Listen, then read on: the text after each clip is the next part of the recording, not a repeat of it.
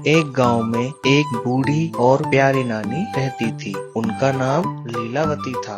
उनके सफेद बाल हो चुके थे, पर उनकी आंखें हमेशा चमकती रहती थीं। गांव के सारे बच्चे उनसे बहुत प्यार करते थे, क्योंकि वह रोज शाम को उन्हें कहानियां सुनाती थीं। उनके दो सबसे प्रिय पोते पोतियां थीं, राजू और पिंकी। राजू 7 साल का था और बहुत शरारती था। पिंकी 5 साल की थी और बहुत शांत और प्यारी थी।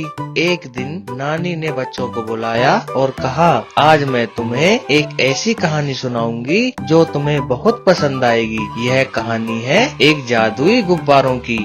राजू और पिंकी दोनों उत्सुक हो गए और नानी के पास आकर बैठ गए। नानी ने कहानी शुरू की। बहुत बहुत साल पहले एक जंगल में एक बूढ़ा जादूगर रहता था। वह बहुत अकेला था। एक दिन उसने सोचा कि क्यों न कुछ ऐसा किया जाए जिससे लोगों के चेहरे पर मुस्कान आए। उसने कुछ जादुई हवा इकट्ठे की और उससे रंग बिरंगे गुब्बारे बनाए। ये गुब्बारे कोई साधारण गुब्बारे नहीं थे, बल्कि ये हमारी भावनाओं के साथ उड़ते थे।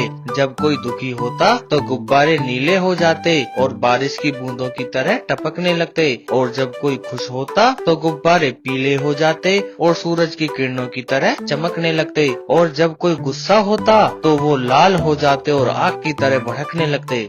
एक दिन एक छोटा लड़का अपने खिलौने खो जाने की वजह से बहुत दुखी था। उसके गुब्बारे नीले हो गए और वो रोने लगे। जादूगर ने देखा और उस लड़के को समझाया कि बेटा, दुखी होने से कुछ नहीं होगा, बल्कि उसे खुशी ढूंढनी चाहिए। लड़के ने सोचा और अपनी दादी की बनाई हुई मिठाई खाई। मिठाई खाकर वह खुश हो गया और उसके गुब्बारे फिर से पीले हो गए। जादूगर ने उसे बताया, देखो बेटा, तुम्हारी खुशी और दुख तुम्हारे ही अंदर हैं। गुब्बारे तो बस उसका आईना है। कहानी सुनकर राजू ने शरारती मुस्कान के साथ कहा, नानी, क्या हम भी ऐसे गुब्बारे बना सकते हैं? नानी ने मुस्कुराते हुए कहा, बिल्कुल, हम रोज बनाते हैं। पिंकी ने हैरानी से पूछा, कैसे नानी? नानी ने पिंकी का हाथ पकड़ा और कहा, जब तुम मुस्कुराती हो तुम्हारे मन में खुशी के पीले गुब्बारे उड़ते हैं।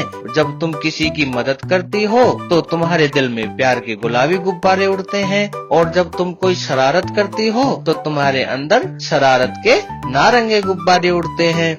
नानी की बात सुनकर दोनों बच्चों को समझ में आ गया कि असली जादू बाहर नहीं बल्कि हमारे अंदर है। उस दिन से राजू और पिंकी ने हमेशा खुश रहने और दूसरों को भी खुश रखने की कोशिश की, ताकि उनके मन में हमेशा रंग बिरंगे जादुई गुब्बारे उड़ते रहें।